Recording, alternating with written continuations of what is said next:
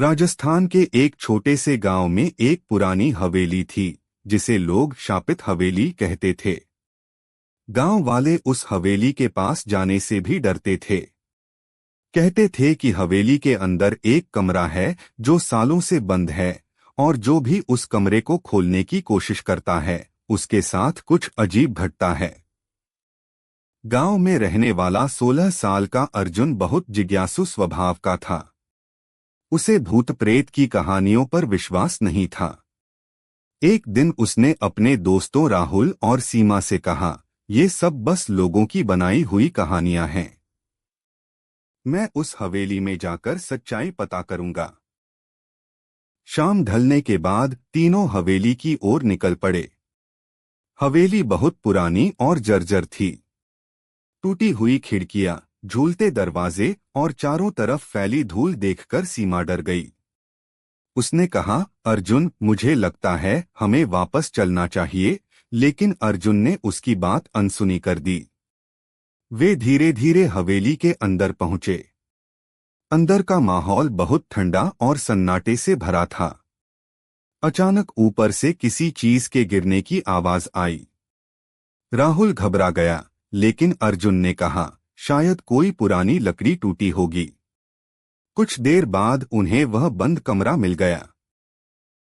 कमरे का दरवाजा बहुत पुराना और भारी था। उस पर जंग लगी जंजीर और ताला लगा हुआ था। अर्जुन ने चारों तरफ देखा और एक लोहे की छड़ उठाई। उसने जोर लगाकर ताले को तोड़ दिया। जैसे ही दरवाजा खुला, अंदर से ठंडी हवा का तेज झोंका बाहर आया। कमरे में बहुत अंधेरा था। अर्जुन ने टॉर्च जलाकर अंदर देखा। कमरे में पुराने फर्नीचर और दीवारों पर अजीब निशान बने हुए थे। अचानक सीमा को लगा जैसे किसी ने उसके पीछे कदमों की आवाज की। उसने मुड़कर देखा, लेकिन वहां कोई नहीं था।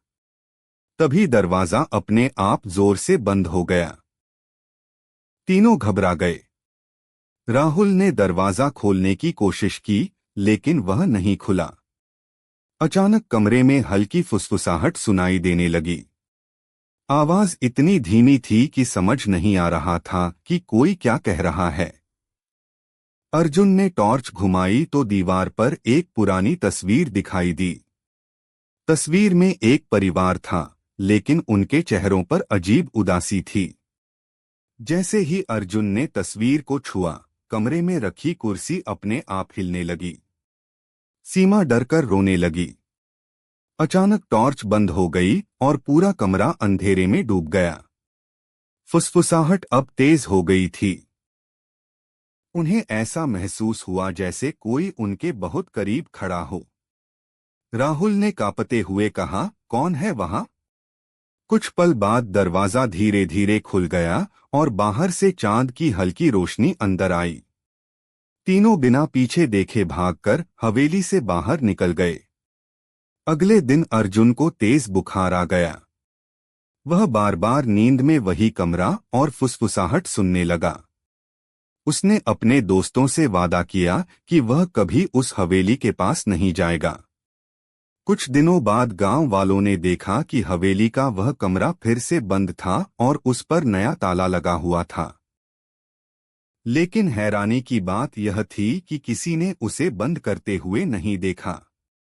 गांव के बुजुर्ग आज भी कहते हैं कि उस कमरे में कोई रहस्य छिपा है जो बाहर आने की कोशिश करता है, लेकिन हर बार वापस उसी अंधेरे में कैद हो जाता है। तब से गांव में कोई भी उस हवेली के पास जाने की हिम्मत नहीं करता।